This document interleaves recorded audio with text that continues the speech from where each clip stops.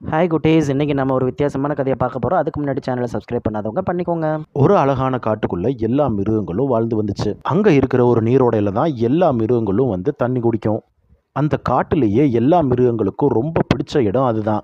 சிங்கம், புலி, குரங்கு, நரின்னு எல்லா விலங்குகளுமே அங்கே இருக்கிற நீரோடையில குளிச்சு விளையாண்டு மகிழ்றது வழக்கம். அந்த இடத்துக்கு புதுசா ஒரு அணில் வந்துச்சு.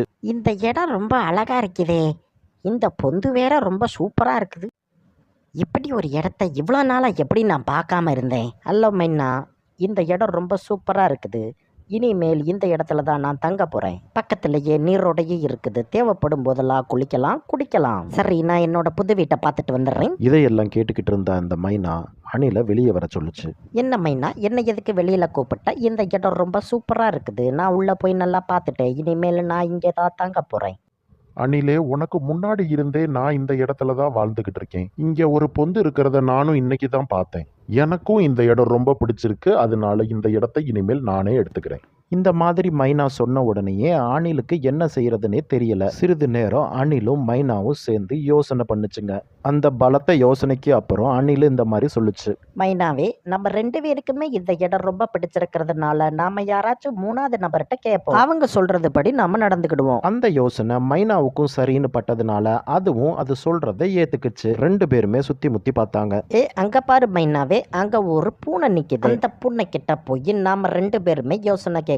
அது என்ன சொல்லுதோ அதை நாம 2 பேருமே சரின்னு ஏத்துக்கணும். சரி அணிலே, நீ சொல்ற யோசனை நல்லா தான் இருக்கு. வா போலாம். அந்த பூனை கிட்ட பக்கத்துல போகாமையே நாம யோசனை கேட்கலாம். அந்த பூனைக்கு பக்கத்துல போகாமையே பிரச்சனையை சொன்னாங்க.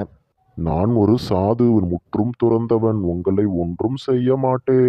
நீங்கள் இருவரும் என் அருகில் வந்து பேசலாம். பூனையோட பேச்சை நம்பி அந்த மைனாவும் அணிலும் பக்கத்துல போய் அதனுடைய பிரச்சனைய சொல்லுச்சுங்க. தயவு செஞ்சு எங்களுக்கு உதவி செய்யுங்க பூனையாரே. நீங்கள் சொல்வது ஒன்றும் புரியவில்லை. இன்னும் பக்கத்தில் வந்து கூறுங்கள்.